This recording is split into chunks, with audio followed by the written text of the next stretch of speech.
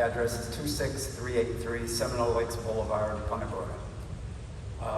I come here today to learn about what's going on here a little bit more and to express any facts that I might be able to throw in or conclusions or opinions.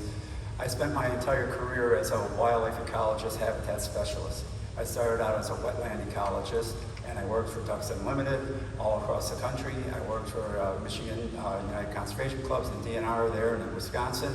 And after that, I went to work as an upland biologist, specializing in reclaiming lands that were strip mined and or completely logged off out west, mountaintops, and tried to restore early successional forest lands. The thing that's in common with all of this is a company came in and made a lot of money, and they left the land completely despoiled. And then it was up to the governmental agencies, local communities, and NGOs to come in and try to repair the mess. And it occurs to me that that's what we would be looking at here. And as a biologist and an ecologist, I can tell you, I spent probably 25 years giving presentations like you heard this morning. And I was defending the environmental impact statements that I prepared for the U.S. Army or the U.S. Fish and Wildlife Service and selling a bill of goods, and was very successful at it.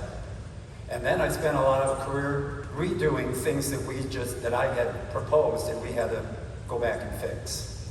And I really appreciate, Mr. Groves, when you were talking about the fact that we cannot duplicate, replicate what nature put together over decades, centuries, millennia. We can't go back there and put it in there. And when we lose the soils in an area, I don't want to repeat people, but yes, we lose the seed bank. We lose diversity. We end up with monocultures, with pioneering invasive species that can come in and outcompete any of our native species, even if they have an even starting peel. So a lot of our plants need to be grown only in shaded areas. Well, it's not going to be a shaded area. Something that's not been discussed is successional status. You go in and you start over from scratch, everything's going to be a single age class. How many decades will it take to get forests to the height that you can then go in and do 10-year interval clear cuts so that you can have the whole successional gamut that you need for all the different wildlife? It's nice to pick 4 species, but there's more than 4 species on a square of land the size of this room that we need to be concerned about. And I'm no tree hugger. If I don't shoot it or catch it, my family doesn't eat it. That's just the way we are. I'm a wildlifer. My wife is a wildlife biologist. And I understand, I'm not here to say we have to protect every species. What I would like to say, and I know I see my time is about up, but I have someone who's given me their time. Conservation versus preservation. I'm not here to talk about preservation. I'm not, I appreciate the songs that were sung and the videos that were shown, even though some had invasive species in it. Who is giving you their time?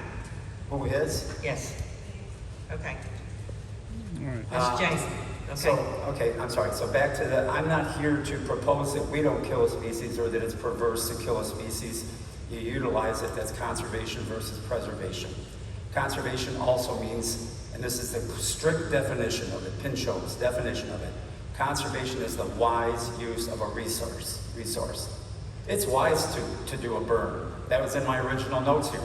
Who's going to do the burns on those regrown properties? How long are we going to watch over those properties? And again, maintain those early successional areas in the middle of and the climax forest. And the grasslands all have successional stages as well. So my question is to you, when you hear all these things and you read all these things and you think about from all the options, what's the wisest use for the conservation, the wisest use of our resources here? I submit it's not giving it to someone who's going to make their profits and leave. And do some studies, quote some studies, but are they going to do it all? How will we ever come back to what we had? 40 years ago, if I was standing here today and I'm telling you I'm going to use best management practices, and people would be lauding me for it. 20 years later, they'd be saying, how dare you, you charlatan, look what you did. Well, at 20 years before that, I was doing the best we knew how to do.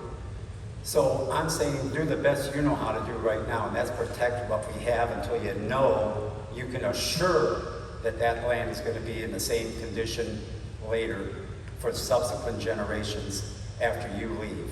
You did your job as a good steward. That's all I ask, is that we all do our jobs as a good steward and we think about all the consequences. Thank you. Thank you very much.